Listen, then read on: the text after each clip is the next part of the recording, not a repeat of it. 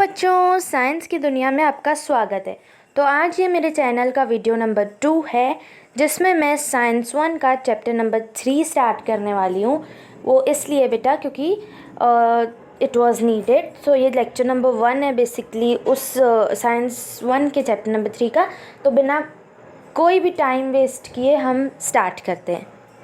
तो चलो बच्चों स्टार्ट करते हैं साइंस 1 का chapter number 3, chemical reactions and equations. तो बेटा अब तुम बोलोगे दीदी साइंस 1 का भी चैप्टर नंबर 3 ऐसा क्यों? क्योंकि चैप्टर नंबर 2 तो इसका पूरा बेसिक चैप्टर नंबर 2 में आ जाता है। हाँ बच्चे, इसका बेसिक चैप्टर नंबर 2 में आ जाता है, बट एक है मेरे कांटेक्ट में 10th की, तो उन्होंने मुझे बोला कि दीदी 3rd चैप्टर आप डाल सकते हो क्या? मैंने कहा ज़रूर, श्योर, मेरा तो ये काम है। मैं तो मतलब इसी वजह से मैं चाहती हूँ कि जिस तरह उन्होंने बोला वैसे तुम भी हक से डिमांड करो कि दीदी ये चैप्टर डाल दो, दीदी वो चैप्टर डाल दो। इससे क्या है बेटा, मुझे भी एक मिल जाएगी, क्या बोलते हैं, एक टैक्ट मिल जाएगी कि अभी ये डालना, अभी बच्चों को इस चीज़ की ज़रूरत है, क्योंकि मुझे चलना तुम्हारे हिसाब से ही है, तुम्हारे कन्वीनियंस के हिसाब से। तो तुम डिमांड करो कि दीदी अब ये वाला चैप्टर डाल दो, हमको ये इसमें कुछ मसला है या फिर इसमें कुछ परेशानी है तो ये वाला पहले डाल दो। इस तरह मैं चाहती हूँ आप भी डिमांड करें, तो मैं उस हिसाब से, आपके हिसाब से, आपके कन्वीनियंस के हिसाब से, आपकी ज़रूरत के हिसाब से मैं चैप्टर डालती जाऊँगी। चलो बच्चों, तो फिर चैप्टर भी डालूँगी क्योंकि वो बिल्कुल बेसिक है इस चैप्टर का, और वो बहुत ज़रूरी चैप्टर है, बहुत इंपॉर्टेंट चैप्टर है। उससे बहुत क्वेश्चन आते हैं और अच्छे खासे वेटेज वाले क्वेश्चन आते हैं पेपर में। वो तो मैं डालूँगी, पर पहले अभी मैं बोला ना मैं आपके हिसाब से चलना चाहती हूँ, तो फिर पहले मैं चैप्टर नंबर 3 डाल देते हैं, ठीक है। तो इसका नाम है केमिकल रिएक्शन एंड इक्वेशन। इसके नाम से ही तुमको पता चल रहा होगा, यानी पूरे चैप्टर में केमिकल रिएक्शंस और उसके इक्वेशंस के बारे में ही तुमको पढ़ना है। अब इसका टेबल ऑफ कंटेंट देखते हैं। ये देखो इसका table of content, chemical reaction, उसके बाद आता है rules of writing chemical reaction, balancing a chemical equation, types of chemical reaction, ये सब इसमें पढ़ना है हमने। फिर 3 क्वेश्चन आते हैं जो कि अभी तुमको नहीं सॉल्व करने आएंगे, क्योंकि चैप्टर कंटेंट पढ़ने के बाद ये तुमको क्वेश्चन आएंगे, ठीक है। ये बोलते हैं कैन यू रिकॉल, बट मुझे पूरा भरोसा है तुम पे कि तुमने नहीं पढ़ा होगा ये सब। और क्योंकि 8th 9th तक तो भाई ये वही रट्टाफिकेशन ही रहता है कि आंसर रट लिया, कुछ समझता नहीं है, बस रटो। तो अभी मुझे पूरा भरोसा है कि तुमको ये नहीं आएगा, तो फिर इसके लिए मैं ही पढ़ाऊँगी, मैं ही पूरा पहले कंटेंट पढ़ा के फिर तुमको ये क्वेश्चन सॉल्व करवाऊँगी, ठीक है बेटा। चलो, तो फिर इसमें से तुमको कोई भी क्वेश्चन करने नहीं आएगा, बट ये वाला क्वेश्चन है जिससे मुझे लगता है कि तुमको 2nd नंबर का क्वेश्चन करने आएगा। तो इसका आंसर तुम कमेंट सेक्शन में बता देना, बट मैं तुमको यहाँ पर अभी सोच रही हूँ करवाऊँ। चलो ठीक है, करवा देती हूँ। समझो, एक एलिमेंट बेटा, उसका हमको वैलेंसी बताना है कि क्या मतलब होता है वैलेंसी का। वैलेंसी का सीधा मतलब, ये ट्रिक है बेटा करने की, ठीक है। इसका सीधा मतलब होता है जो आउटर मोस्ट शेल होता है ना एटम का या एलिमेंट का, उसमें जितने भी इलेक्ट्रॉन्स रहते हैं वो ही उस एलिमेंट की वैलेंसी होती है। जैसे समझो ये एक एलिमेंट है, ठीक है बेटा, यहाँ पर दूसरे कलर से बनाती हूँ, यहाँ पर ये एक इलेक्ट्रॉन, ये अब हमको बतानी है समझो इसकी वैलेंसी, ठीक है। तो आउटर मोस्ट शेल पहले बताओ इसकी कौन सी है, ये वाली सबसे बाहर वाली, ठीक है। आउटर मोस्ट शेल में कितने इलेक्ट्रॉन्स है? 1 2 3 4, यानी इसकी वैलेंसी कितनी हो गई? 4। सिंपल। आउटर मोस्ट शेल के इलेक्ट्रॉन्स पता है तो वही उस एलिमेंट की वैलेंसी है बेटा।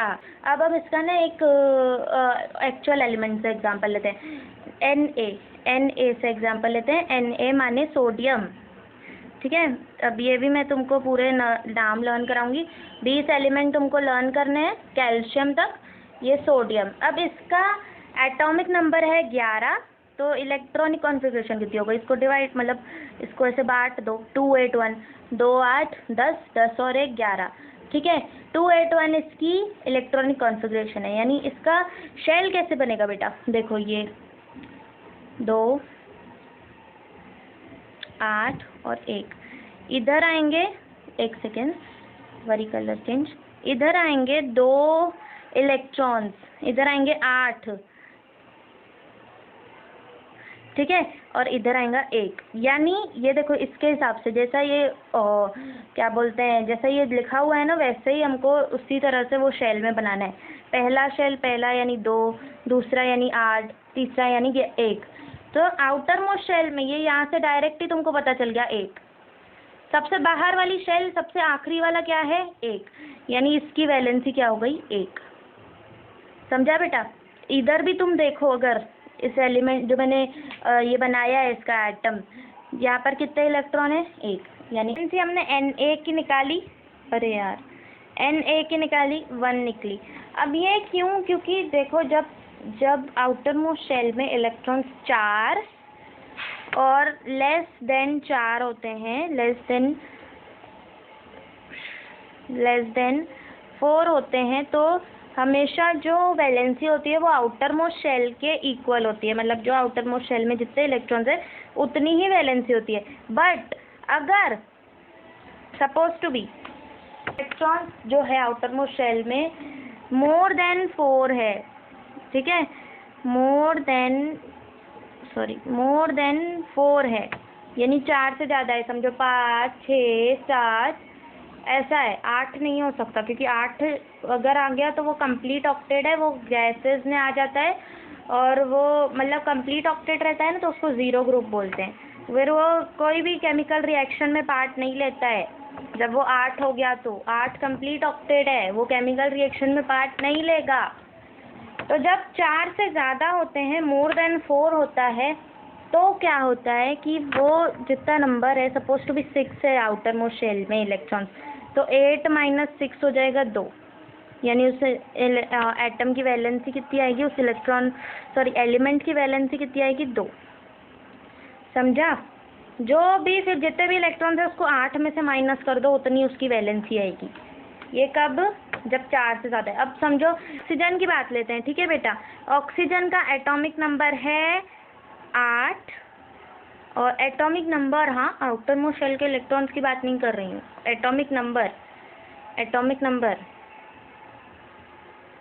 ठीक है, और इलेक्ट्रॉनिक कॉन्फ़िगरेशन है 2 और 6, ठीक है।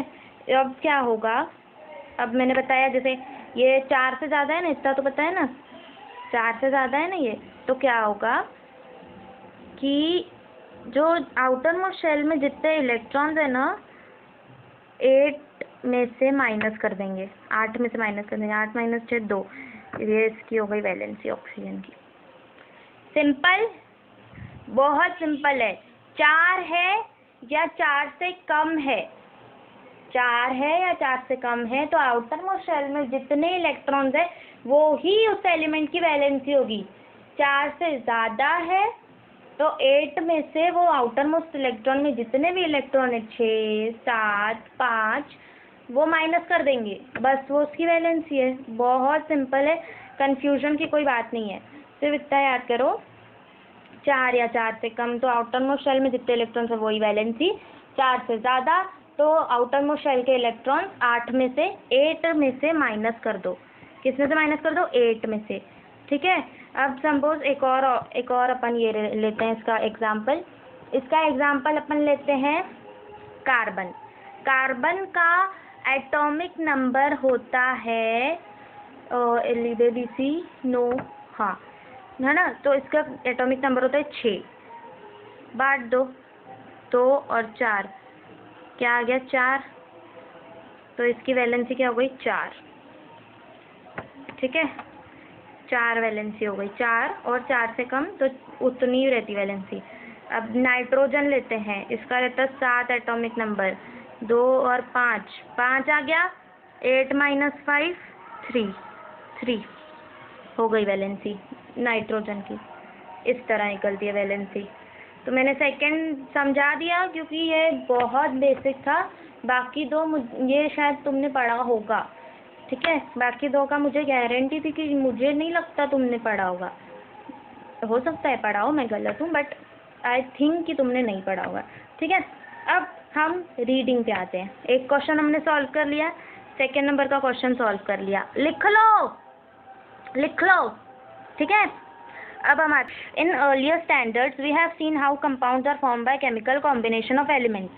Chemical combination of elements. We have also learned that driving force behind formation of a chemical bond is to attain electronic configuration with a complete octet. The atoms attain a complete octet by giving, taking, sharing electrons with each other. तो हमने पिछले standards में ये पढ़ा है compound कैसे form होते हैं, ठीक है। पहले मैं तुमको और भी बेसिक बता देती हूँ, ठीक है। एलिमेंट और कंपाउंड क्या होता है।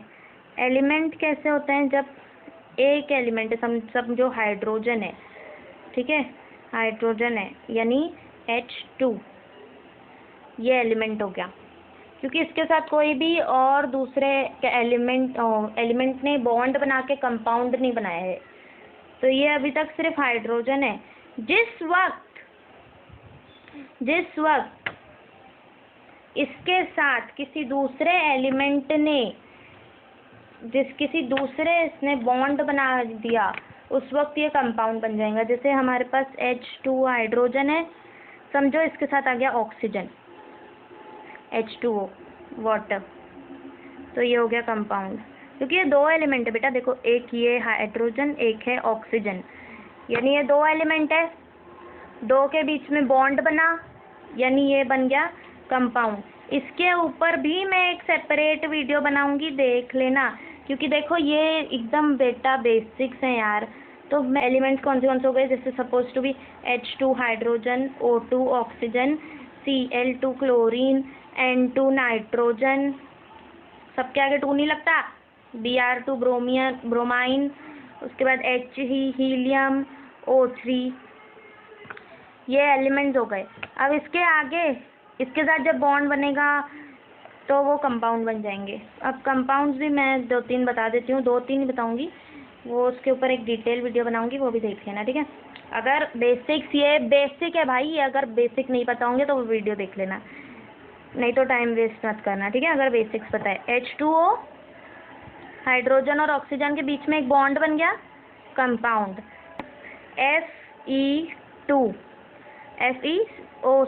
FeO, ये क्या बन गया, फेरिक ऑक्साइड। आयरन ऑक्साइड, ये क्या बन गया, आयरन ऑक्साइड। Fe मतलब आयरन, फेरिक भी बोल सकते हैं, ठीक है। FeO, दो के बीच में बॉन्ड बना, ये कंपाउंड बन गया। नहीं तो Fe अगर सिर्फ रहता था, यानी आयरन रहता था Fe, तो इसको बोलते थे एलिमेंट, पर ऑक्सीजन ने आके बॉन्ड बनाया तो वो बन गया कंपाउंड, ठीक है। ये 2-3 एग्जाम्पल्स है, इस पर भी डिटेल वीडियो आ जाएगी, उसकी भी डिस्क्रिप्शन में लिंक डाल दूँगी। चलो फिर अभी अर्लियर स्टैंडर्ड्स में हमने बताया कि कॉम्बिनेशन क्यों होता है। ये ना ऑक्टेट कंप्लीट करने के लिए बॉन्ड बनता है। जैसे अभी ना एक और एग्जांपल देती हूँ, मैग्नीशियम है, ठीक है बेटा। मैग्नीशियम की इलेक्ट्रॉनिक कॉन्फ़िगरेशन है 282, तो इसके पास ना एक एक्स्ट्रा इलेक्ट्रॉन है, 2 एक्स्ट्रा इलेक्ट्रॉन है, सॉरी 2। अब अगर ये किसी को दे देता है ना बेटा, तो इसका ऑक्टेट कैसे हो जाएगा, 28 का हो जाएगा, यानी ये कंप्लीट हो जाएगा। तो इसको अपना ऑक्टेट कंप्लीट करना है। अब हमारे पास है क्लोरीन, एक और एलिमेंट है, ठीक है बेटा। क्लोरीन की बात करते हैं। क्लोरीन के पास है बेटा 7 इलेक्ट्रॉन्स। अब 7 में ये थोड़ा ना 7 देते बैठेगा, नहीं, ये नॉन मेटल है। ये क्या करेगा, एक मांगेगा किसी से, इसको बोलेगा भाई तू दे, तो ये क्या करेगा, एक मांगेगा किसी से, एक गेन करने की कोशिश करेगा, तो इसके पास कैसा हो जाएगा फिर 288 हो जाएगा। 288 हो गया, बस इसका ऑक्टेट कंप्लीट, इसका काम निकल गया। बस इसके ऊपर एक माइनस का चार्ज आ जाएगा, क्योंकि इसने लिया है, इसके ऊपर प्लस का चार्ज आ जाएगा। अब ये मैग्नीशियम क्या करेगा, एक और क्लोरीन ढूंढ के लाएगा, भाई, फिर दूसरे क्लोरीन को भी ये एक और इलेक्ट्रॉन देगा, तो ये 2 दे देगा, 2 दे के फ्री हो जाएगा, अपना ऑक्टेट कंप्लीट कर लेगा। और इसके ऊपर कितने चार्ज आ जाएंगे, मैग्नीशियम 2+, ठीक है। ये इसके पास पॉजिटिव चार्ज आ गया, इसके पास नेगेटिव चार्ज आ गया। अब इसके पास 2 नेगेटिव चार्ज नहीं आएंगे, वो एक इसके पास आएगा और एक दूसरा यार, एक इसके पास आएगा और एक दूसरा जो क्लोरीन आएगा, या दूसरा जो भी इलेक्ट्रॉन, जो भी एलिमेंट को। अब सिर्फ क्लोरीन को एक की ज़रूरत रहती, बाकी इलेक्ट्रॉन में मेरे को नहीं पता। बाकी क्लोरीन, जब दूसरा क्लोरीन होगा, एक माइनस चार्ज उस पर लगेगा, एक माइनस चार्ज इस पे लगेगा, ये एक ही ले रहा है, वो दूसरा ले रहा है। वो बोलोगे दीदी इसका बॉन्ड कैसे बना, बॉन्ड कैसे बना, आजा बेटा। MgCl बन गया प्लस, ये प्लस में ये माइनस में, मैग्नीशियम क्लोराइड नाम सुना होगा ना, बस वो बन गया। ये इसके बीच में बॉन्ड बना, यहाँ पर 2 लगाओ नहीं लगाओ वो फर्क नहीं पड़ता, मैग्नीशियम क्लोराइड बन गया। इसने अपने 2 इलेक्ट्रॉन दे दिए, 2 चार्ज इसको प्लस का मिल गया, इसका ऑक्टेट कंप्लीट उसका ऑक्टेट कंप्लीट, खुशी खुशी सब रहने लगे। इस तरह ऑक्टेट कंप्लीट होता है। इस वजह से इनके बीच में बॉन्ड बना। बॉन्ड क्या बना, MgCl, मैग्नीशियम क्लोराइड का बॉन्ड बना, सिंपल। बॉन्ड क्यों बनाया, ऑक्टेट कंप्लीट करने के लिए। दोनों का फायदा हुआ ना, उसका भी ऑक्टेट इनकम्प्लीट ही था, उसने भी अपना कंप्लीट कर लिया, इसको देख के उसने लेके कंप्लीट कर लिया।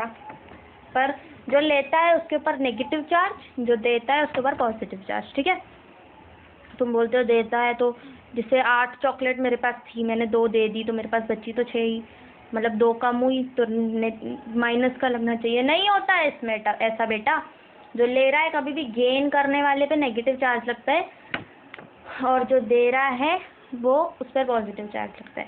ठीक है, ये इस पैराग्राफ का ना तुमको अभी पूरा मतलब समझ गया होगा कि in earlier standards we have seen how compounds form the chemical combination of elements. Elements का केमिकल कॉम्बिनेशन बताया ना मैंने, 2 एलिमेंट H2O, 2 एलिमेंट जुड़ के एक कंपाउंड बनता है, 2 एलिमेंट जुड़ के एक कंपाउंड बनता है। Also learned that driving force behind the formation of a chemical bond is to attain an electronic configuration with a complete octet. Octet पूरा करने के लिए उन्होंने बॉन्ड बनाया और अपना अपना ऑक्टेट पूरा कर दिया। उसके बाद the atoms attain a complete octet by giving taking और sharing of electrons of each other with each other. अब गिविंग बता दिया, मैग्नीशियम ने दिया, Cl ने लिया। अब शेयरिंग भी मैं तुमको आगे धीरे धीरे बताऊंगी, शेयर कैसे होता है। शेयर बताएं कौन से करते हैं, मेटलॉइड्स करते हैं। उसके पास जैसे सपोज किसी के पास 4 है तो बोलेगा 2 तू ले ले 2 तू ले ले, ये अपना ऑक्टेट कंप्लीट करके बैठ जाएगा। ऐसे ये मेटलॉइड्स करते हैं, बीच वाले।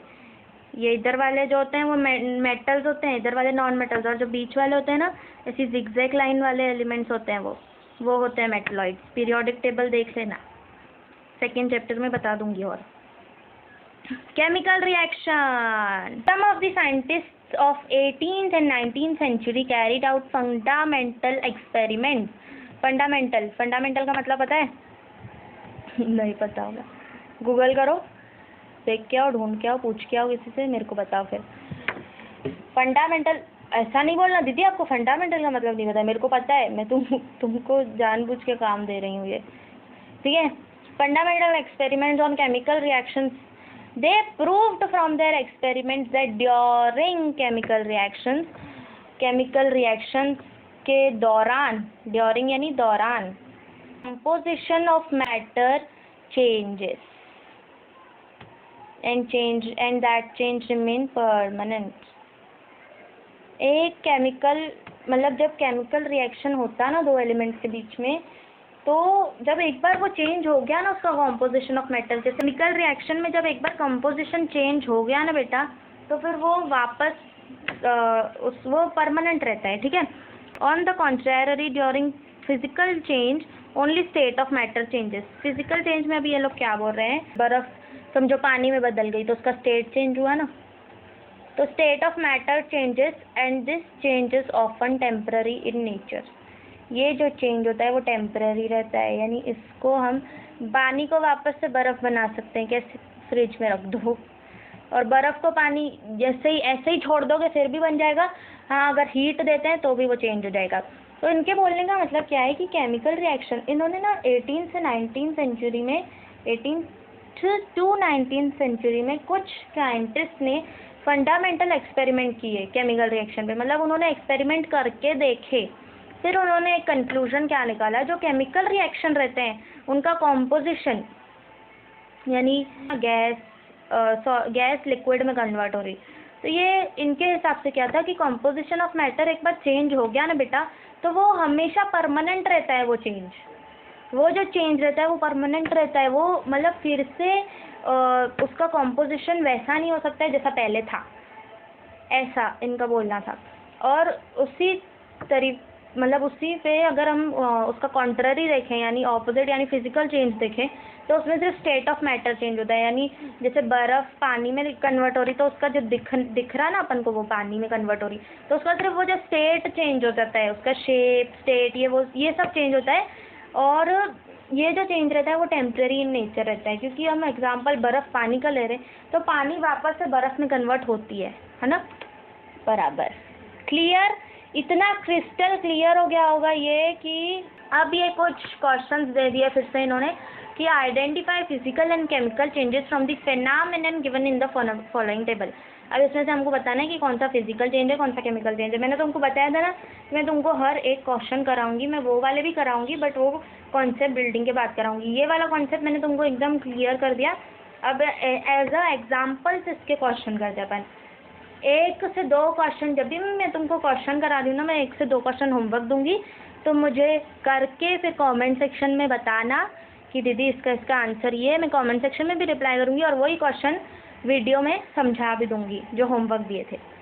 क्वेश्चन नहीं छूटेगा, बस ये बात है। अब देखो कैसे बताया मैंने तुमको। Transformation of ice into water बताया ना मैंने, फिजिकल चेंज है, उसका स्टेट चेंज हो रहा है। तो बर्फ़ वापस पानी में कन्वर्ट हो सकती है, पानी वापस बर्फ़ में कन्वर्ट हो सकता है। पानी जो में सपोज टू भी रखा हमने, पानी को बर्फ़ में कन्वर्ट हो गया, बर्फ़ को बाहर छोड़ दिया वो पानी में कन्वर्ट हो गया, या उसको हीट देती वो पानी में कन्वर्ट हो गया, उसका स्टेट चेंज हो रहा है। तो इन्होंने देख के रखा है खुद ही तुमको। बेटा देखो, फिजिकल चेंज का ना मतलब ही होता है कि स्टेट चेंज होना, उसका स्टेट चेंज होना। और केमिकल चेंज का मतलब ही होता है कॉम्पोजिशन चेंज होना, अपीयरेंस में फ़र्क आता है, समझ रहा है। जैसे हम जब केमिकल चेंज होता है तो अपीयरेंस में फ़र्क आता है। तुम देखोगे कुकिंग ऑफ फूड, भिंडी पहले कैसी थी, ऐसे ग्रीन कलर की थी, ऐसे कच्ची, फिर पक के वो उसका अपीयरेंस तुमको दिखेगा चेंज।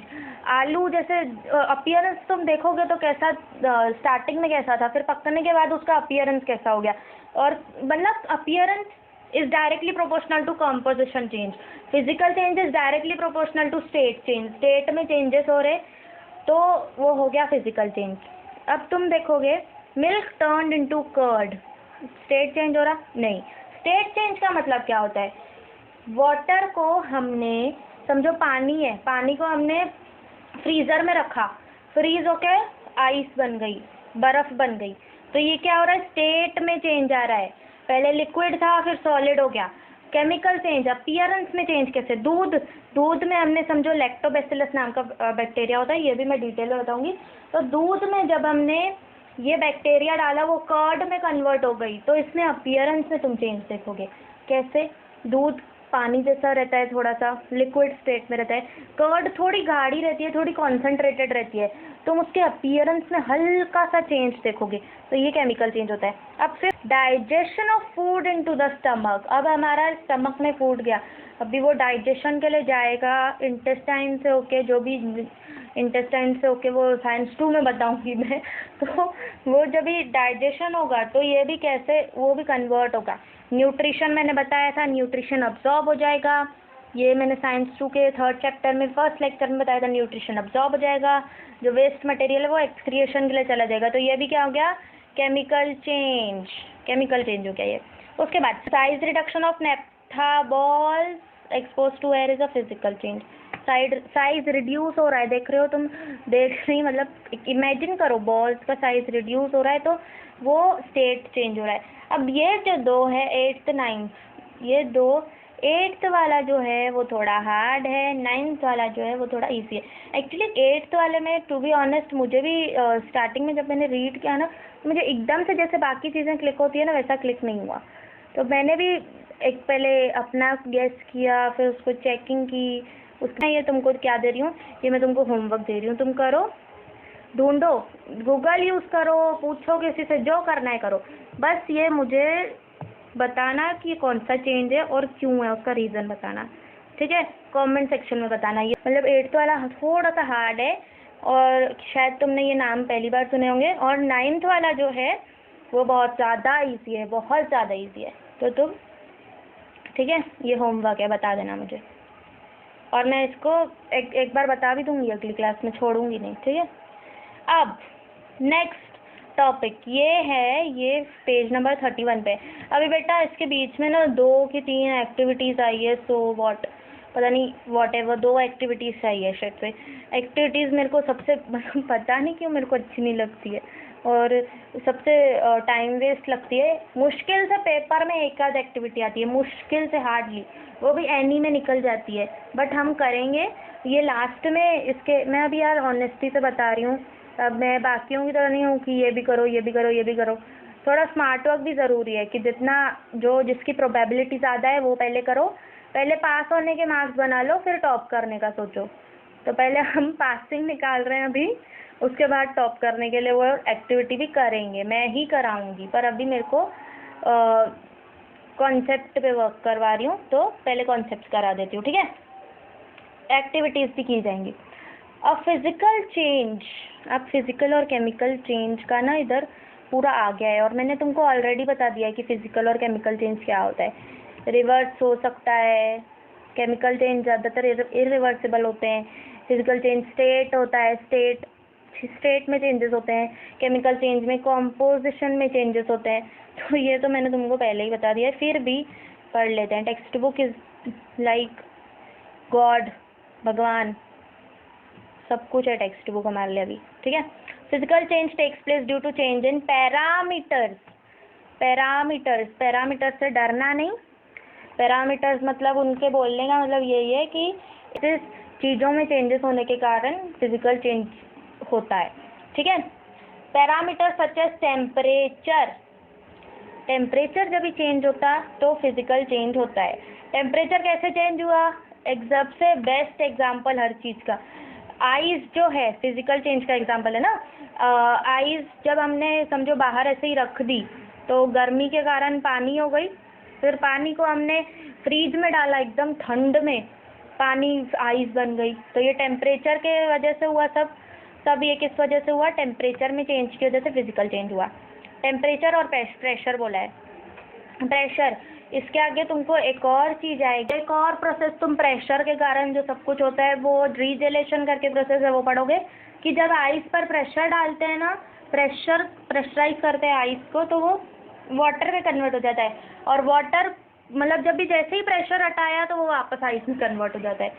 पर वो वाटर खैर 0 डिग्री के नीचे का रहता है, और आइस जमना ही 0 डिग्री नीचे स्टार्ट होती है। ये भी, उसके पीछे भी इतना लॉजिकल रीज़न है, उसका भी मैं तुमको और डिटेल में बताऊंगी जब वो टॉपिक आएगा। मैं आइडिया देती जा रही हूँ हर चीज़ के अभी ही, ताकि जब मैं पढ़ाऊँ, जब मैं हाइयर स्केल पे थोड़ी पढ़ाई लेके जाऊँ, तब तुमको एकदम ऐसा नहीं हो कि बिल्कुल ही फूहड़ है, कुछ आता ही नहीं, कुछ समझता ही नहीं। इसके लिए आइडिया देती जा रही हूँ, ठीक है। Often a physical changes reverse हो सकता है। पानी आइस में कन्वर्ट हुआ, वापस आइस पानी में कन्वर्ट हो सकती है, यानी reversible. Composition of matter remains the same in physical change. Composition same रहता है, पानी पानी ही रहता है, ठीक है। कॉम्पोजिशन चेंज नहीं होता, कॉम्पोजिशन सेम ही होता है बेटा, पानी पानी ही रहता है। ऐसा नहीं है पानी दूध बन जाएगा, ठंडा करेंगे उसको, फ्रीज़र में रखेंगे तो नहीं। अब फॉर एग्जाम्पल आ गया एग्जाम्पल जो मैं बार बार दे रही थी, ice is transformed into water on heating. Heating तुमको भी पता है, बाहर ऐसे ही आइस को रख दो तो ऐसे ही पानी हो जाता है, क्योंकि फ्रीज़र की हीट में, फ्रीज़र में तो इतनी ठंडा रहता है, तो उसके हिसाब से बाहर का इन्वायरमेंट तो हीट वाला ही हुआ ना बहुत ज़्यादा। Water is transformed into ice on cooling यानी फ्रीज में डाल दो, कूलिंग में वाटर आइस में कन्वर्ट हो जाएगा। इफ ऑन दी कॉन्ट्रैरी, मतलब कॉन्ट्रैरी मतलब दूसरी तरफ, ठीक है।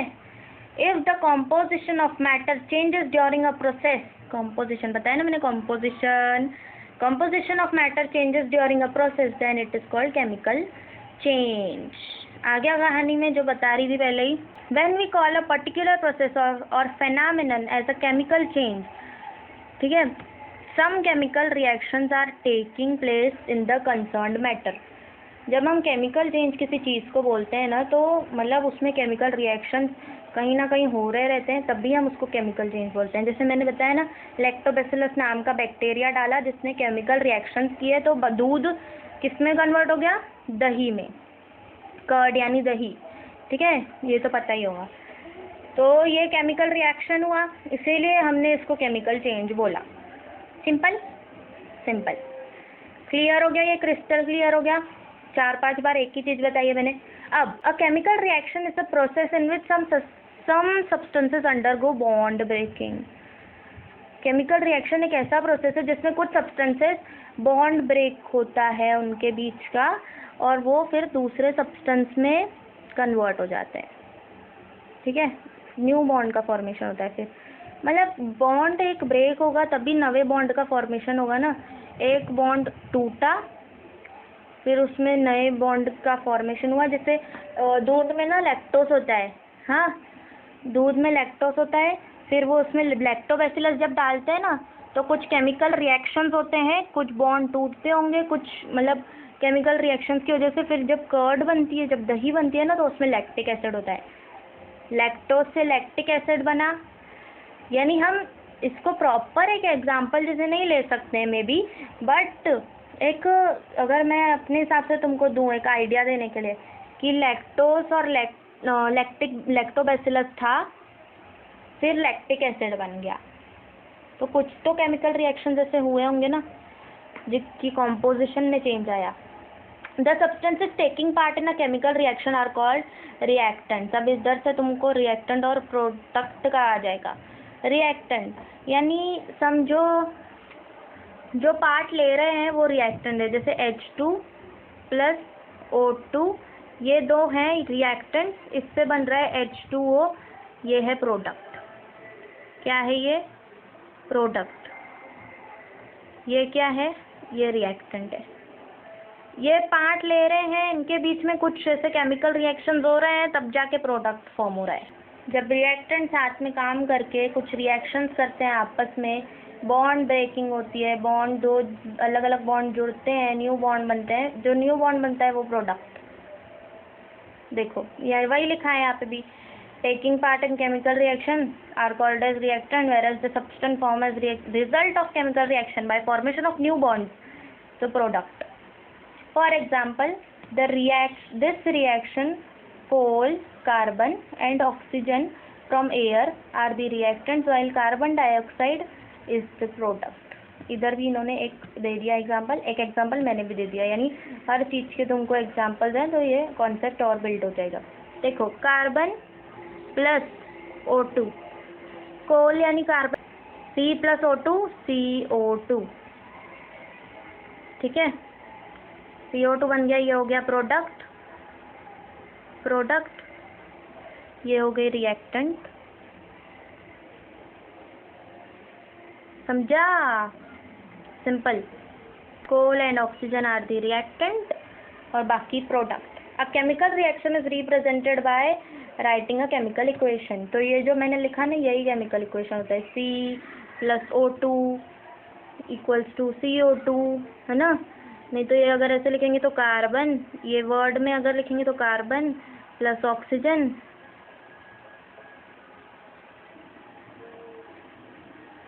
तो बन जाएगा कार्बन डाइऑक्साइड। ये वर्ड में हो गया, और जिस तरीके से मैंने लिखा था वो केमिकली हो गया। यानी ये जो अपन जैसे सोडियम को Na लिखते हैं ना, सोडियम को Na, मैग्नीशियम को Mg, तो ये इस जहाँ जहाँ सोडियम आ रहा वहाँ Na यूज़ कर रहे, जहाँ जहाँ कैल्शियम आ रहा वहाँ Ca यूज़ कर रहे, मैग्नीशियम आ रहा Mg यूज़ कर रहे, तो ये केमिकल नेम्स है ना, उसके शॉर्ट फॉर्म्स बोल सकते हैं, केमिकल नेम्स बोल सकते हैं। ये हो गया क्रिस्टल क्लियर, ये हो गया होगा अभी क्लियर। चलो, केमिकल इक्वेशन। अब let us first look at a chemical reaction in the activity 2। Activity 2 में बोल रहा है एक केमिकल रिएक्शन जो भी किया है वो देखो। Colourless solution of zinc, colourless यानी जिस कलर नहीं है उसका, ठीक है, colourless solution of zinc sulphate यानी ZnSO4। अभी देखो ये भी मैं तुमको सेकंड चैप्टर में बताऊंगी। जिंक को जैसे जिंक को बोलते Zn, सल्फेट को बोलते SO formed on addition of zinc dust यानी जिंक की कुछ डस्ट नहीं, और blue solution to the blue solution of copper sulphate CuSO4. This chemical reaction can be written in brief as followers. तो इसमें बताए इन्होंने क्या किया. अब देखो उन्होंने क्या बोला कि केमिकल रिएक्शन एक किया है एक्टिविटी 2 में, जिसमें जो कलरलेस सॉल्यूशन है जिंक का, colourless solution of zinc sulphate ZnSO4, ये कैसे फॉर्म हुआ है. जिंक की डस्ट में blue solution of copper sulphate डाल के, यानी Zn में CuSO4 ऐड करके केमिकल रिएक्शन अब ये बता रहे हैं कैसे लिखा जाएगा. अब इन्होंने ये वर्ड में लिखा है, मैंने तुमको पहले ही बताया ना, ये ऐसे पूरा लिख रहे हैं aqueous solution of copper sulphate, ये वर्ड में हो गया. ठीक है, एक्वस का मतलब क्या होता है पहले ही बता देती हूँ मैं तुमको, शायद से होगा आगे, फिर भी मैं बता देती हूँ. देखो जब भी हम L यानी लिक्विड, S यानी सॉलिड, G यानी गैस. हाँ, एक्वस क्या होता है, जब सॉल्यूशन बनता है ना, एक दो चीज़ें मिलाने के बाद, एक समझो लिक्विड सॉलिड, या जो भी दो चीज़ें मिलाने के बाद जब एक सॉल्यूशन बनता है तो वो सॉल्यूशन मतलब एक्वस लिखा जाता है. जब दो कॉम्पोजिशन को मतलब ऐसे मिलाया जाता है और उसका एक सॉल्यूशन बनता है ना, तो वो एक्वस सॉल्यूशन बोलते हैं उसको. एक्वस यानी उसको बोलते हैं एक्वस सॉल्यूशन. अब इसका ये बन गया aqueous solution of copper sulphate में जिंक डस्ट मिलाई तो क्या बन गया, aqueous solution of zinc sulphate plus copper. समझा, बन गया aqueous solution of zinc sulphate plus copper. Zinc copper sulphate था और जिंक था, तो जिंक ने क्या किया, कॉपर सल्फेट में से कॉपर को डिस्प्लेस करके खुद बैठ गया वहाँ पे और कॉपर को अलग कर दिया. अलग इन द सेंस अपने साथ ही रखा, लेकिन खुद जिंक सल्फेट बना दिया उसने और कॉपर को एडिशन में कर दिया. क्यों, जिंक कॉपर से ज़्यादा वो रहता है, क्या बोलते हैं इसे, रिएक्टिव रहता है, तो इसलिए उसने उसको डिस्प्लेस कर दिया.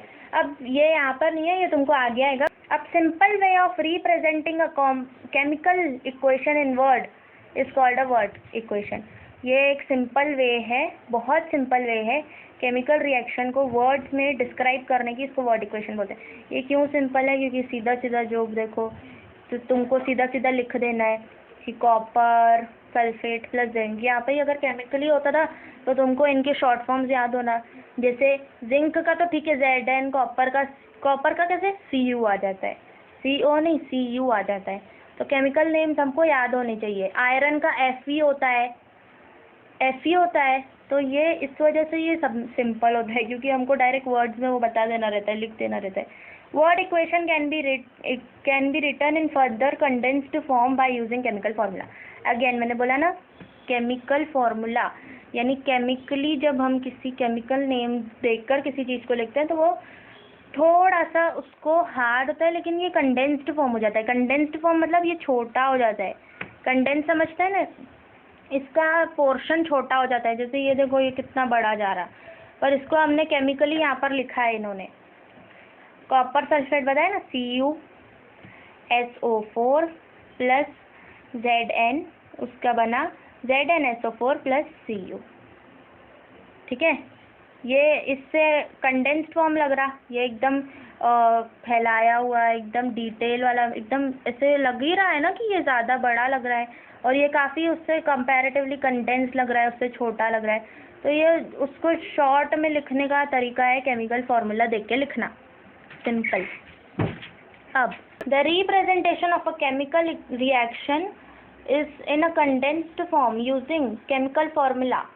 ठीक है, chemical formula, chemical names use करके, तो उसको क्या बोलते हैं, chemical equation.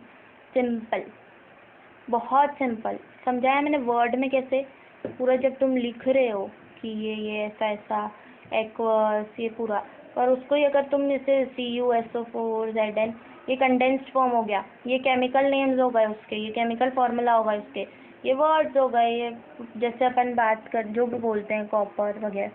In the above equation copper sulphate, copper की स्पेलिंग इन्होंने गलत लिखी है, copper sulphate CuSO4 and zinc are the reactants. जो लेफ्ट साइड में रहते हैं ना, वो हमेशा रिएक्टेंट्स रहते हैं बेटा. लेफ्ट साइड के हमेशा रिएक्टेंट्स रहते हैं, वेदर इट इज़ एक। ऐसा नहीं बोलना कि दो मिक्स नहीं हो रहे, दो आगे जाके बन रहे। हाँ, ऐसा नहीं बोलना कि दीदी यहाँ पर दो हैं और यहाँ पर एक ही है, यहाँ पर दो प्लस हो रहे, तो ये रिएक्टेंट हो गई, ये प्रोडक्ट हो गए। नहीं, वो भी तुमको आके पता चलेगा कि क्या होता है वैसा। ये लेफ्ट साइड में हमेशा रिएक्टेंट रहेंगे, always in on left side. लिख लो लगे तो, ये always on left side reactant, और राइट साइड पे हमेशा प्रोडक्ट्स रहते। ठीक है, लेफ्ट राइट तो समझता ना, समझता। चलो, they react with each other to form copper particles Cu and a solution of colorless zinc sulfate. As the products having total different properties, the ionic bond in the reaction, ionic bond मतलब जब जैसे जो mutual sharing रहती ना, दो इसने दिए, दो मतलब दो तूने, समझो दो इलेक्ट्रॉन इसने दिए, दो इसने दिए, ये म्यूचुअल शेयरिंग हो गई। इसको कोवेलेंट बॉन्ड बोलते हैं। आयोनिक बॉन्ड कौन सा रहता? एक दे रहा, एक गेन कर रहा, मतलब एक लूज कर रहा इलेक्ट्रॉन और एक गेन कर रहा। जो मैंने तुमको MgCl बताया था ना, MgCl भी आयोनिक बॉन्ड का एग्जाम्पल है। The ionic bond in the, अभी देखो क्लियर हो रहा होगा तुमको कि कैसे आयोनिक बॉन्ड, MgCl, Mg ने दे दिया, Cl ने ले लिया, तो ये ionic bond in the reaction CuSO4 breaks and the ionic bond in the product ZnSO4 is formed during the reaction। एक आयोनिक बॉन्ड टूटा, पर जब प्रोडक्ट बना तो एक आयोनिक बॉन्ड बन गया। CuSO4 का आयोनिक बॉन्ड टूटा, ZnSO4 का आयोनिक बॉन्ड बना। ठीक है, ये पूरा केमिकल इक्वेशन का तुम्हारा था। अब आता है राइटिंग अ केमिकल इक्वेशन। ये केमिकल इक्वेशन को किस तरह लिखा जाता है, उसको मतलब किस वे में लिखा जाता है। Late us now see the convention. अभी वो तो मैंने तुमको वैसे बताया ही कि किस तरह लिखा जाता है, फिर भी हम देख लेते हैं। चलो, let us now see the conventions followed while writing a chemical equation. In a chemical equation reactants are written, बताया ना मैंने, रिएक्टेंट्स लेफ्ट साइड पे। Chemical equation reactants are written on the left side while the products are on the right hand side. An arrow heading towards the product is drawn in between them. The arrow indicates the direction of reaction. Direction of reaction बताने के लिए एक arrow दे देते हैं इस तरह का। ये देखो, ये अपवर्ड, डाउनवर्ड, ये ये क्या डिनोट करता है कि उस रिएक्शन में से एनर्जी बन रही है, यानी मतलब एनर्जी इवॉल्व हो रही है, एनर्जी निकल रही है, या एनर्जी उसमें लग रही है। ये एनर्जी लगने के लिए डाउन वाला, एनर्जी इवॉल्व हो रही है तो अप वाला। और भी इसके 2-3 रहते हैं, वो आगे हम पढ़ते हैं। ठीक है, arrow indicates the direction of reaction. If the reactants or products are 2 or more, reactant या product दो या दो से ज़्यादा है, they are linked with a plus sign। देखो, जैसे हमने CuSO4 का प्लस जिंक किया ना, यहाँ पे दो रिएक्टेंट को हम मिला रहे हैं, मतलब दो उसका रिएक्शन करवा रहे हैं, यानी उनको यार साथ में रख रहे हैं ना, यार साथ में ही कराएंगे ना रिएक्शन उनका, तो प्लस के साइन से वो डिनोट होता है। ठीक है, in between them. For example, in the equation number 2 a plus sign is drawn between the reactant CuSO4 and zinc. मैंने भी वही एग्जाम्पल दिया तुमको, CuSO4 and zinc. Similarly plus sign is drawn between product ZnSO4 and Cu। दो से दो और बने, ठीक है, और वो दो भी साथ में ही है, तो वो डिनोट कैसे होंगे? प्लस की साइन से ही होंगे ना बेटा। दो हैं तो दो रिएक्टेंट अलग अलग हैं, वो और दो प्रोडक्ट बना रहा है, तो प्लस की साइन बीच में लगेगी। ये बोला है सेकेंड वाले में। देखो सेकेंड वाला कहाँ है? सेकेंड वाला पिछले पे है शायद से। ये देखो second, CuSO4 plus zinc ZnSO4 plus Cu, इस तरह हुआ ये। ठीक है, to make the chemical equation more informative, the physical states of the reactants are indicated in the equation। physical states again मैंने बताया, gaseous, liquid, solid, ये states है ना, state।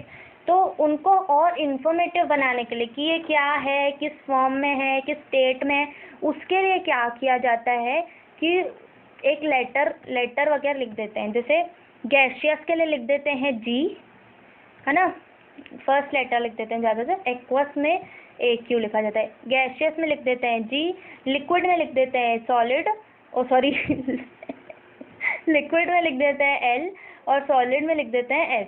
States are indicated by writing the letters, ये वही बताया जो मैंने अभी बताया, GLS respectively in the bracket. Moreover if the product is gaseous, अगर वो प्रोडक्ट गैशियस है, instead of G it can be indicated by an arrow pointing upward. वही वो G की जगह अपन ऐसे भी लिख सकते हैं कि अपवर्ड का एरो लगा के भी लिख सकते हैं। मैंने बताया ना इसकी और भी बहुत भूमिकाएं हैं, ये बहुत काम करते हैं ये एरो, तभी उसको वर्ड इक्वेशन को सिंपल। प्रोडक्ट फॉर्म्ड, अब if the product form is insoluble solid, यानी वो घुलता नहीं है, in the form of precipitate, नीचे बैठ जाता है वो, जैसे मिट्टी पानी में डालो तो थोड़ी देर बाद प्रेसिपिटेट बन जाती है, सेटल हो जाती है नीचे, तो एस की जगह वो क्या करते हैं, नीचे का एरो दे देते हैं। अगर इनसॉल्युएबल सॉलिड है या फिर प्रेसिपिटेट है तो नीचे का एरो दे देते हैं। When the reactants and products are in the form of solution in water, जब रिएक्टेंट्स और प्रोडक्ट किस फॉर्म में, in the form of solution in water, बताया ना ने, सॉल्यूशन जब रहता है तो उसको एक्वस सॉल्यूशन स्टेट बोला जाता है। जब वो सॉल्यूशन रहता है, एक जैसे जो ये वाला सॉल्यूशन अभी इन्होंने बताया CuSO4 जिंक, आगे बताएंगे, देखो CuSO4 जिंक, तो वो एक्वस सॉल्यूशन बनाना तो वो AQ लिखा जाता है। State is indicated by putting AQ in the bracket, हमेशा ब्रैकेट में, ब्रैकेट के बिना नहीं, आफ्टर द फॉर्मूला, ठीक है। Thus the equation 2 is rewritten as equation number 3 as shown below. 3 में लिखा है इन्होंने, फिर से लिख के बताया है वो बताने के लिए कि एक्वस में मतलब किस तरह होता है वो। ये देखो इधर लिखा है ना एक्वस AQ, तो ये बता रहा है कि सॉल्यूशन, ये सॉल्यूशन है, CuSO4 का सॉल्यूशन है, Zn तो सॉलिड है, ये दो जब मिले तब जाके इसका सॉल्यूशन बना, तो एक्वस ये सॉलिड ही है, ये फिर इसका सॉल्यूशन बना, और कॉपर फिर अलग हो गया तो कॉपर सॉलिड हो गया। इंडिकेट कर रहे हैं ये हर चीज़। When heat is to be given from outside to bring about a reaction, it is indicated by the sign triangle। जब बाहर से हीट दे रहे हैं उस रिएक्शन को करवाने के लिए तो ट्रायंगल बनाया जाता है। ये देखो हीट दे रहे हैं उस रिएक्शन को, एरो के ऊपर triangle, written above the arrow, देखो written above the arrow that indicates the direction of this reaction. ऐसे लर्न होना चाहिए बेटा, जब लिखोगे, जब एक बैलेंस इक्वेशन वगैरह करोगे ना, तो ये छोटी छोटी चीज़ें बहुत माइंड रखती है। Indicates the direction of the, for example the right about the arrow indicates the direction of the reaction, ठीक है। For example the reaction in which slaked lime is formed on heating limestone is written as follower. ये limestone, इसका reaction ऐसे लिखा हुआ है, heat दी उसको, हाँ स्लेक्ड लाइम को, मतलब उसको हीट दी तो लाइमस्टोन बन गया। Similarly the fact that heat is released during the reaction between the aqueous solution of copper sulphate and zinc dust indicate as followers. Heat लिख देते हैं फिर वो, ये देखो हीट यहाँ पे बोल रहे हैं, जब किसी सोल्यूशन में से हीट इवॉल्व होती है तो वो हीट प्रोडक्ट में हीट लिख देते हैं कि इसमें हीट भी बन गई, यानी प्लस करके वो हीट लिख दिया, यानी इसका मतलब क्या हुआ, रिएक्टेंट्स के बीच में जब रिएक्शन हुआ और प्रोडक्ट बना तो हीट बनी। उसके बाद it is necessary to fulfil certain conditions like specific temperature, ये कंडीशंस होना इसेंशियल है, specific temperature, pressure, catalyst. Catalyst क्या होता है, जो रिएक्शन करवाता है वो होता है, और रिएक्शन की स्पीड फास्ट भी करता है वो, उसको बोलते हैं कैटलिस्ट, आगे बताएंगे। पिछले etcetera to bring out some reaction, these conditions are indicated below or above the arrow indicating the direction of the reaction। अभी कैटलिस्ट अगर यूज़ होता है ना तो उसको भी एरो के ऊपर वो कैटलिस्ट का नाम लिख देते हैं और वो कितने डिग्री है, मतलब कितने डिग्री सेल्सियस पे उसका टेम्परेचर रख के वो कैटलिस्ट उन्होंने रखा है रिएक्शन करवाने के लिए, रिएक्शन की स्पीड बढ़ाने के लिए, वो भी वो उसी तरह इंडिकेट करते हैं, एरो के ऊपर लिख देते हैं और उसका टेम्परेचर भी लिख देते हैं। जैसे समझो निकेल है या कोई भी कैटलिस्ट है तो उसका जैसे 60 डिग्री पे है या 70 डिग्री है तो वो उसके निकेल उसका शॉर्ट फॉर्म लिखेंगे पहले एरो के ऊपर और सामने उसको back. For example the reaction of a vegetable oil takes place at temperature of 60 degree. Temperature of 60 degree पे विथ हाइड्रोजन गैस के साथ वेजिटेबल ऑयल का रिएक्शन हो रहा है 60 डिग्री पे इन द प्रेजेंस ऑफ निकल कैटलिस्ट। निकल कैटलिस्ट की प्रेजेंस में हाइड्रोजन गैस के साथ वेजिटेबल ऑयल का 60 डिग्री पे ये हो रहा है, रिएक्शन हो रहा है। और वो इस तरह से लिखा जाएगा, वो आगे देखते हैं, आ जाओ। ये देखो, vegetable oil liquid plus hydrogen gas, ये 60 डिग्री। अच्छा, टेम्परेचर जो है ना बेटा, टेम्परेचर जो है वो ऊपर लिखा जाता है और जो कैटलिस्ट है वो एरो के नीचे। टेम्परेचर एरो के ऊपर, कैटलिस्ट एरो के नीचे। निकल कैटलिस्ट और ये 60 डिग्री टेम्परेचर क्या बन गया? वनस्पति घी बन गया। वनस्पति घी पहले बहुत ज़्यादा चलता था। स्पेशल इंफॉर्मेशन और names of reactants and products are written below their formula, कि वो कैसे हैं, उनका स्टेट क्या है, किस तरीके के हैं। स्पेशल इंफॉर्मेशन जो है ना उनके नाम के नीचे लिखा रहता है। For example, copper on reaction with concentrated, concentrated बताया ना मैंने, कॉन्सेंट्रेटेड यानी गाढ़ा, डाइल्यूट यानी पतला। गाढ़ा और पतला तो पता होगा ना, जैसे मैंने बताया कर्ड गाढ़ी थोड़ी सी होती है और दूध एकदम पानी डाइल्यूट होता है, ठीक है। Nitric acid gives reddish colour poisonous nitrogen dioxide gas. ये इनका रिएक्शन जब होता है ना कॉपर का कॉन्सेंट्रेटेड नाइट्रिक एसिड के साथ, तो वो रेड कलर की पॉइजनस नाइट्रोजन डाइऑक्साइड गैस देती है, ठीक है। तो ये Cu, ये तो सॉलिड ही है, इसका कुछ ऐसे स्पेशल है नहीं। Cu copper plus 4HNO3 aqueous है, ये इसका सोल्यूशन है HNO3 का, कॉन्सेंट्रेटेड HNO3 यानी कॉन्सेंट्रेटेड नाइट्रिक एसिड, ठीक है। उससे क्या बना? उससे बना नाइट्रोजन डाइऑक्साइड की पॉइजनस गैस बनी। ये रही, ये देखो, ये है NO2 जो लिखा हुआ है ना, यही है नाइट्रोजन ऑक्साइड की गैस बनी। और भी रिएक्शंस हुए बट मेन इसमें से नाइट्रोजन ऑक्साइड की गैस बनी जो, और ये कैसा था? HNO3 कैसा था? ये कॉन्सेंट्रेटेड था, एकदम गाढ़ा सा। However, on reaction with dilute nitric acid, product formed is nitric oxide gas. Nitric oxide की गैस बनी। नाइट्रिक एसिड के साथ जब डाइल्यूट का, मतलब तुम देखोगे कि कॉन्सेंट्रेटेड और डाइल्यूट होने से भी कितना फ़र्क पड़ता है। गाढ़ा है तो उसमें से पॉइजनस नाइट्रोजन की गैस निकल रही है, नाइट्रोजन ऑक्साइड की, और जब डाइल्यूट है उसमें से नाइट्रिक ऑक्साइड की गैस निकल रही है। यानी वो उसके स्टेट में, उसके कॉम्पोजिशन में हल्का सा चेंज होने की वजह से भी कितना, मतलब रिएक्शन के बाद जो प्रोडक्ट बन रहा है उसमें कितने चेंजेस है। तो बस हो गया ये इस तरह था, ठीक है बेटा। तो आज का लेक्चर बस इतना ही, बहुत लंबा हो गया होगा ये भी, क्योंकि देखो यार, ये जब फर्स्ट से कुछ भी स्टार्ट करते हैं ना तो उसमें बहुत सारे बेसिक्स पढ़ाने ही पड़ते हैं। ये जो जितना भी मैंने पढ़ाया उसका क्विक रिकैप ले लेते हैं।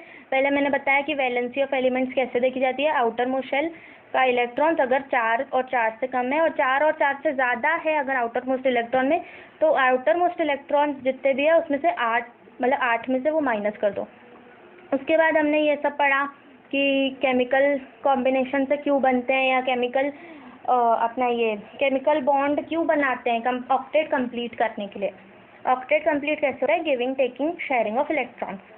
केमिकल रिएक्शन कैसे होता है? फंडामेंटल एक्सपेरिमेंट किए 18th और 19th सेंचुरी में साइंटिस्ट ने, जिसमें पता चला कि केमिकल रिएक्शन में जो कंपोजिशन चेंज होता है वो हमेशा परमानेंट रहता है। फिजिकल चेंज में जो स्टेट ऑफ मैटर चेंज रहता है वो टेम्परेरी रहता है और वो रिवर्स हो सकता है। उसके बाद मैंने तुमको एक एग्जाम्पल दिया। किसका एग्जाम्पल था ये था एग्जाम्पल बॉन्ड का, जो बॉन्ड क्यों बनते हैं और ऑक्टेट कंप्लीट कैसे होते हैं। MgCl का बॉन्ड बना, ये आयोनिक कंपाउंड आयोनिक बॉन्ड बना, और ये दोनों के ऑक्टेट कंप्लीट हो गए शेयर और गेन और शेयर ऑफ इलेक्ट्रॉन से। उसके बाद ये मैंने सारे तुमको बताया कैसे कैसे केमिकल चेंज है और क्यों फिजिकल चेंज है। जो आखिरी के 2 हैं वो तुम्हारे होमवर्क के लिए, होमवर्क में करके आना, कमेंट सेक्शन में बता देना और मैं इसका अगले लेक्चर में बता दूंगी तुमको आंसर, ठीक है। फिजिकल चेंज क्या होता है, रिवर्सिबल होता है, केमिकल चेंज क्या होता है, वो सारा मैंने तुमको यहाँ पर बताया। उसके एग्जाम्पल्स भी दिए। जो केमिकल चेंज है वो बॉन्ड ब्रेकिंग होता है, नवे बॉन्ड बनते हैं। लेफ्ट साइड हमेशा रिएक्टेंट लिखे जाते हैं, राइट साइड प्रोडक्ट्स लिखे जाते हैं। और नया बॉन्ड जो बनता है वो प्रोडक्ट, मतलब नया बॉन्ड जो होता है उसको प्रोडक्ट बोलते हैं, और जो रिएक्टेंट होते हैं वो दो बॉन्ड का कॉम्बिनेशन होता है, नहीं सॉरी, जो रिएक्टेंट्स रहते हैं वो हमेशा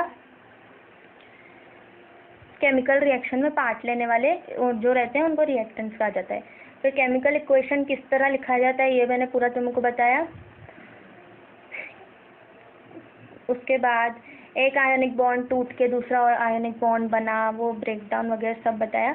उसके बाद आता है राइटिंग अ केमिकल इक्वेशन के तरीके, प्लस कहाँ लगाते हैं, कहाँ स्टेट क्यों बताते हैं उसके, left hand side reactant, right hand side product, उसका स्टेट लिक्विड, गैस और सॉलिड बताया जाता है। एक और आता है एक्वस जो सोल्यूशन के लिए लिखा जाता है। एरोस क्यों लगाए जाते हैं, ट्रायंगल जब हीट दे रहे हैं तो ट्रायंगल लगाया जाता है, और हीट इवॉल्व हो रही है तो हीट लिखा जाता है प्लस करके प्रोडक्ट्स में।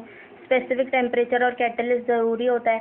जब कैटलिस्ट हम एरो के जो नीचे रहता है कैटलिस्ट लिखते हैं, कैटलिस्ट क्यों रहता है, कैटलिस्ट रिएक्शन की स्पीड भी बढ़ाने के लिए रहता है, और कैटलिस्ट से मतलब वो बोलते हैं ना कि उसके द्वारा कराया जाता है, कैटलाइज किया जा रहा है रिएक्शन उसके द्वारा कराया जा रहा है। तो जो टेम्परेचर रहता है स्पेसिफिक टेम्परेचर वो ऊपर लिखते हैं, और जो स्पेसिफिक कैटलिस्ट रहता है वो एरो के नीचे लिखा जाता है। ये वेजिटेबल ऑयल और हाइड्रोजन गैस का जो एग्जाम्पल था जिससे वनस्पति घी बना 60 डिग्री सेल्सियस और निकेल कैटलिस्ट के द्वारा ये कराया गया। कॉन्सेंट फिर मैंने तुमको बताया कि जो स्टेट रहता है वो कितना इंपॉर्टेंट रहता है, जैसे कॉन्सेंट्रेटेड है या फिर डाइल्यूट है, जो भी हम रिएक्टेंट ले रहे हैं वो कॉन्सेंट्रेटेड है या डाइल्यूट है, उसका कितना इफेक्ट होता है, या ये मेन प्रोडक्ट पे कितना इफेक्ट पड़ता है वो बताया, और किस तरह होता है वो भी बताया, कॉन्सेंट्रेटेड और डाइल्यूट। चलो तो आज का लेक्चर बेटा यहीं ख़त्म होता है, पढ़ते रहो, और मुझे बता भी देना कि जिस जिस लेक्चर पे तुमको वीडियो चाहिए होगा वो भी मैं अपलोड कर दूँगी। और आज तो बेटा पढ़ते रहो। चलो थैंक यू।